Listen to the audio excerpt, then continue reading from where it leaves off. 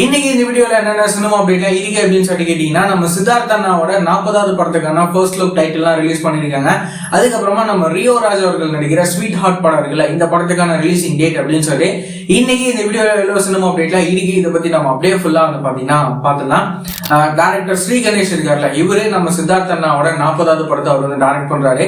இந்த படத்துக்கான ஃபர்ஸ்ட் லுக்கும் டைட்டிலும் இப்போ ரிலீஸ் பண்ணிருக்காங்க. இந்த படத்தோட டைட்டில் என்ன வச்சிருக்காங்க அப்படின்னு சொல்லி கேட்டீங்கன்னா 3BHK அப்படின்னு சொல்லி இந்த படத்தோட டைட்டில் வந்து பாத்தீங்கன்னா வச்சிருக்காங்க. இந்த படத்துக்கான ஃபர்ஸ்ட் லுக்கும் இப்போ ரிலீஸ் பண்ணிருக்காங்க. இந்த படம் எப்படிப்பட்ட படமா இருக்க போகுது அப்படின்னு சொல்லிட்டு நம்ம வெயிட் பண்ணி பார்க்கலாம். இன்னும் இந்த படத்துல நம்ம சரத்குமார் சார், தேவயானி அப்படின்னு சொல்லிட்டு இவங்கலாம் இந்த படத்துல வந்து நடிக்கிறாங்க. சோ இந்த படம் எப்படி இருக்க போகுது அப்படின்னு சொல்லிட்டு நம்ம வெயிட் பண்ணி பார்க்கலாம்.